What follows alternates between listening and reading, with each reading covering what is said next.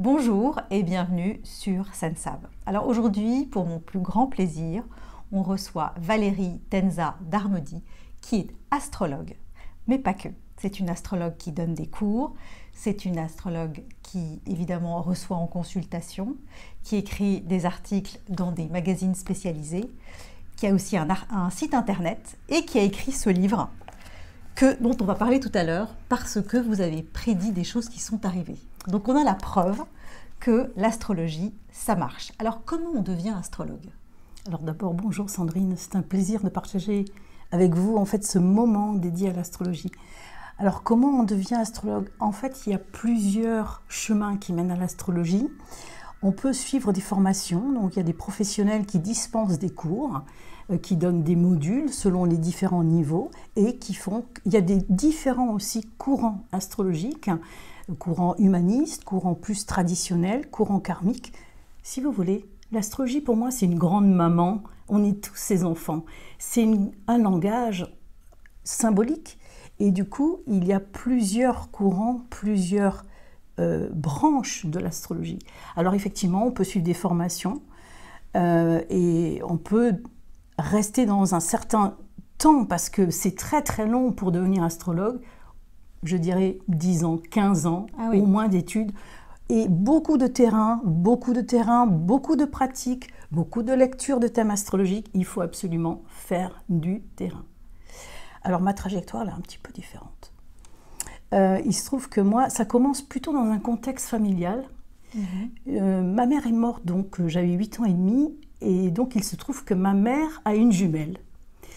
Et toute petite, je me suis dit quand même, est-ce qu'on a un destin? Pourquoi la jumelle va très bien, voilà. Pourquoi ma mère n'est plus là? Où est ma mère? Donc j'ai commencé à me poser des questions un peu existentielles.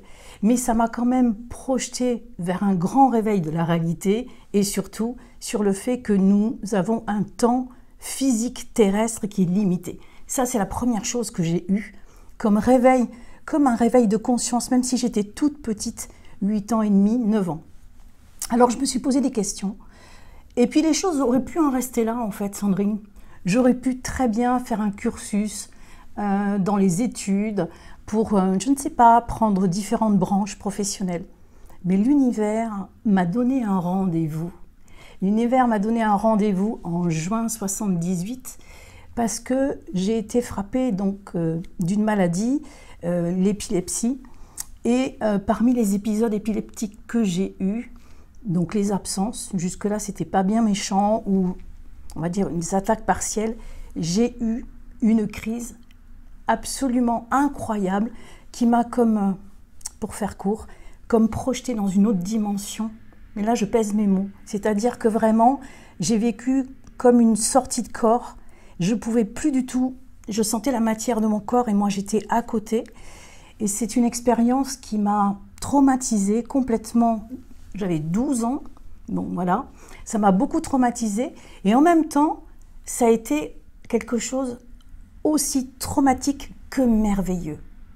Parce que quand je me suis réveillée, donc j'ai fait ce qu'on appelle un coma épileptique. Il y avait le médecin, il y avait ma famille, enfin vraiment j'étais mal en point. Et donc à partir de là, on m'a soignée. Mais ce qui s'est passé, c'est que à partir du moment où ça s'est passé, au moment même où ça s'est passé, et quand je me suis réveillée, toute ma vision de la vie a été changée à jamais. C'est-à-dire que je me suis dit, waouh, nous ne sommes pas uniquement physiques, on est de l'énergie. C'est comme, moi ce que j'ai ressenti, c'est comme si j'habitais, moi, être vivant, une coquille, et que ma coquille était vide à ce moment-là, j'en étais sortie. Incroyable. Alors ça m'a changé définitivement. J'ai mis plusieurs mois à en parler à mon père à l'époque, parce que j'avais peur qu'on me prenne pour quelqu'un d'illuminé, quelqu'un de fantaisiste, etc. Et ce qui est incroyable, c'est que ça s'est passé il y a longtemps, il y a plus de 44 ans, et je peux encore raconter cette expérience avec grande précision. Parce que c'est quelque chose qui a été vécu plus dans un coin de ma conscience, quelque chose de très très particulier. Alors à partir de là, ce qui s'est passé, j'étais pas du tout destinée à l'astrologie. En fait, il faut comprendre qu'il y a eu cet épisode et Ce qui s'est passé, c'est que les études ont été très compliquées pour moi. Parce que c'était compliqué pour moi, pour me concentrer. Pour garder la concentration. Je me rappelle que par exemple, il y avait des cours notamment de géographie, où le débit de parole du professeur était tellement, pour moi, lourd, rapide, que j'avais oublié, il disait la fin de la phrase, et j'avais oublié déjà la phrase. Et j'avais aussi des faiblesses, comment dire, même au niveau du corps, enfin, j'étais très fatiguée du fait des médicaments et beaucoup d'absences. Je faisais des absences épileptiques dans les cours.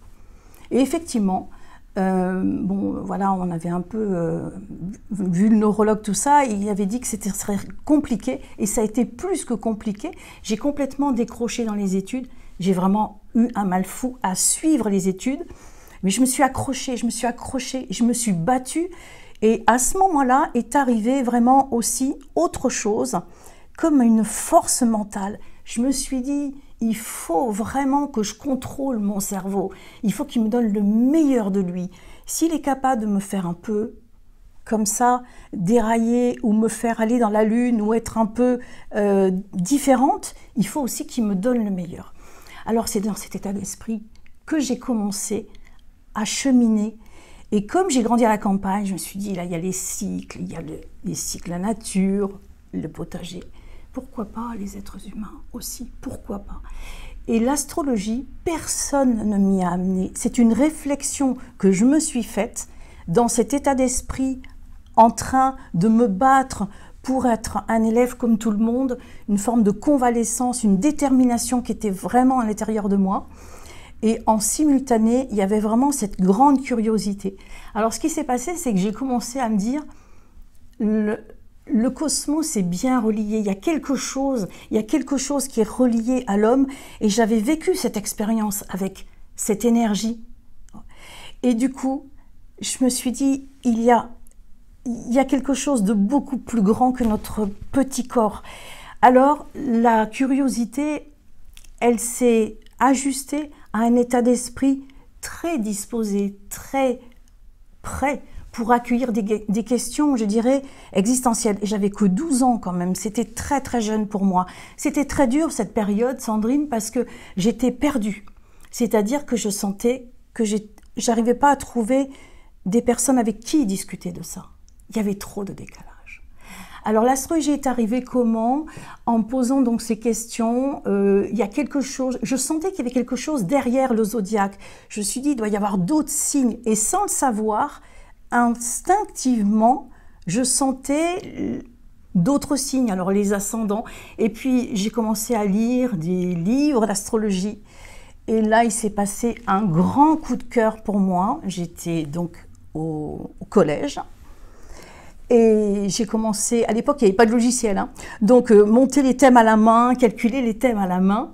Et je me rappelle, il y avait mes camarades qui me faisaient passer des tout petits bouts de papier. Je suis née à telle heure, telle date. Et alors, voilà, et je récupérais, et j'avais les petits livres d'astrologie avec la calculatrice, hein, en train de calculer les ascendants, et j'entendais « Vous dissipez la classe, ça suffit !» Alors bon, voilà, je continuais toujours mes petites affaires. Alors voilà comment je suis venue à l'astrologie, par des concours de circonstances, par l'univers aussi, qui m'a mis 2 grandes claques. La première, mes 8 ans et demi, et la deuxième, comme un éveil vraiment, mais à un niveau... c'est incroyable, je ne peux même pas trouver le mot pour expliquer ce qui s'est passé, voilà, pour expliquer ce que j'ai traversé. Et du coup, ça m'a forgé, voilà, ça m'a forgé. Et là, je suis rentrée dans l'astrologie, mais à une vitesse grand V. Je devais avoir 14 ans, j'ai commencé vraiment à 14 ans l'astrologie, 2 ans après mes problèmes de santé, sachant que j'avais des médicaments. Ouais. Alors ça c'est vraiment bizarre. J'avais des médicaments qui me faisaient un peu, bon, ralentir tout ça. Mais ce qui était intéressant, c'est que quand je lisais l'astrologie ou quand je voyais les cartes astrologiques, ça rentrait en moi comme une évidence. C'était comme un langage. Et je me rappelle, au collège, pardon, maître dit, c'est dingue. Est-ce que je suis la seule à découvrir ce langage? Ce langage, il est très précieux il est bon pour l'humain. Il est bon pour l'humain. Il faut continuer.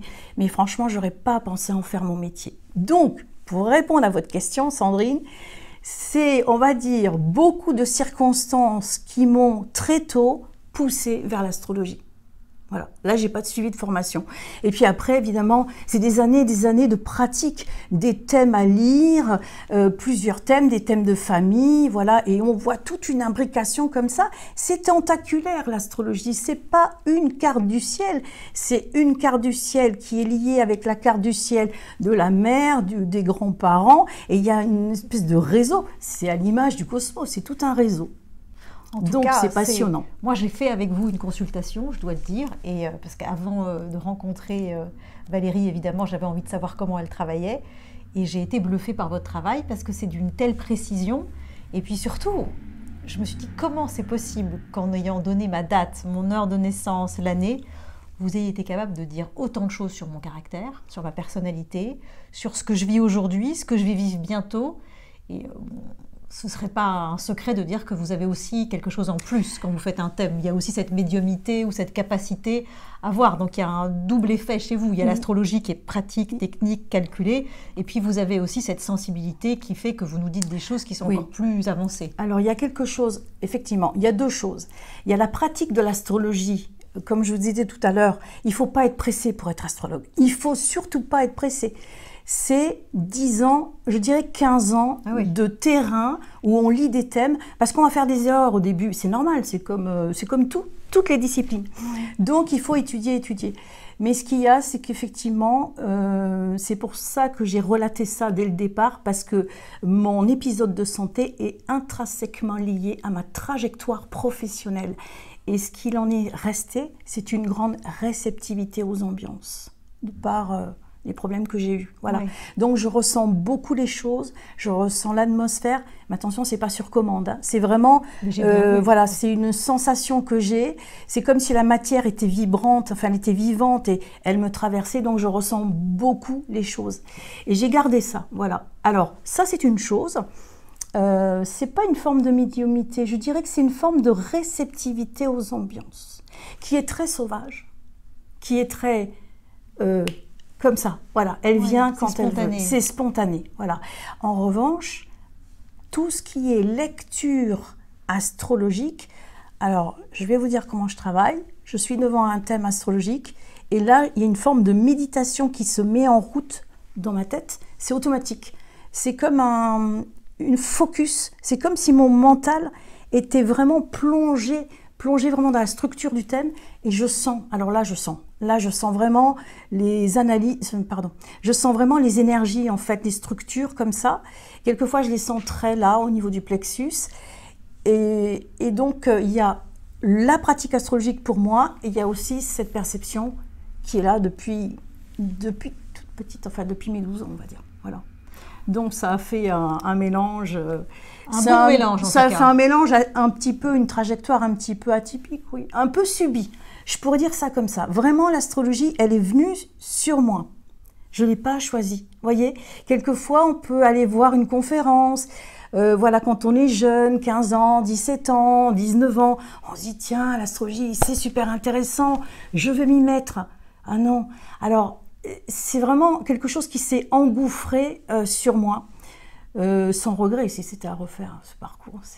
Oui, bon, il faut quand même, il a fallu se battre aussi. C'est une grande bataille, voilà, c'est une grande bataille. Mais ça m'a permis d'aimer la vie, d'aimer la vie encore plus. Alors parlons de ce livre Uranus en taureau, le retour des valeurs, que vous avez sorti en 2017. Il a été écrit en 2017, il est sorti en juin 2018 aux éditions Rouge Graphique. Alors là, dans ce livre, vous expliquez tout ce qui est en train de se passer aujourd'hui. Et c'est extraordinaire parce que tout ce que vous avez écrit, on le retrouve dans l'actualité. que ce soit l'activité mondiale, que ce soit dans les crises sanitaires. Donc je vous laisse un peu nous dire ce que vous avez écrit dans ce livre, que vous pourrez retrouver si vous vous procurez le livre, parce que vous avez quand même vu beaucoup de choses entre Macron, les agriculteurs, la quête de valeur. Enfin, je vous laisse nous raconter ça parce que c'est étonnant. Oui, alors en fait, il faut comprendre que l'astrologie, quand on l'analyse, ça va être uniquement une séquence de temps. Donc là, j'ai fait une analyse en 2015 que j'avais rédigée sur mon site astrologique, et il se trouve que le hasard, si tant est qu'il existe, n'est-ce pas, m'a fait rencontrer donc la personne qui allait devenir la maison d'édition. Comme ça, c'était dans le cadre d'une petite conférence. Donc c'est une belle rencontre. Et justement, ce projet était prêt. J'ai développé le texte beaucoup plus en profondeur sur le temps de passage de cette planète dans le signe du Taureau qui va de 2018 jusqu'en 2026. Donc, ça donnait une dynamique et ça mettait en exergue certaines thématiques sociétales, des questions sociétales notamment. Et là-dessus, effectivement, il y avait des nouvelles réglementations dans le monde agricole qui étaient datées donc à partir de 24, puisqu'en fait j'ai écrit dans le livre que tout ce qui est écrit, tout ce qui est analysé va surtout fonctionner l'année 24. Il y avait aussi les problèmes, la valorisation de la femme, le combat pour les femmes. Avec cette loi qui a été aujourd'hui sur le droit d'avortement, oui, et des qui problèmes, est dans la Constitution. Tout à fait. Il y avait aussi des problèmes de sexisme qui sortaient dans l'analyse. Voilà. Donc tout ça, il y a une société qui bouge en fait, hein, un mouvement qui bouge. Et ce qui apparaissait aussi dans l'analyse, je précise, hein, parce que l'astrologie, c'est de l'analyse, hein, vraiment. Eh bien, c'était la venue de technologies nouvelles qui étaient vraiment embryonnaires hein, à partir de 23 et qui allaient se développer et empiéter quelque part dans la marge de manœuvre de l'humain. Donc il y avait vraiment une modernisation qui était en route avec la venue des technologies et ce que j'ai qualifié d'intelligence supérieure. J'ai parlé d'intelligence supérieure. Alors vraiment, il y avait toutes ces technologies qui arrivent, qui ne font qu'arriver d'ailleurs. Hein. Oui, là, on est au début, si j'ai bien compris. On est vraiment, oui, on est vraiment au début. Et il y a aussi dans cette analyse des réductions à venir sur les libertés individuelles. Expression de l'expression, liberté d'expression. Je ne sais plus quelle page c'est. Voilà.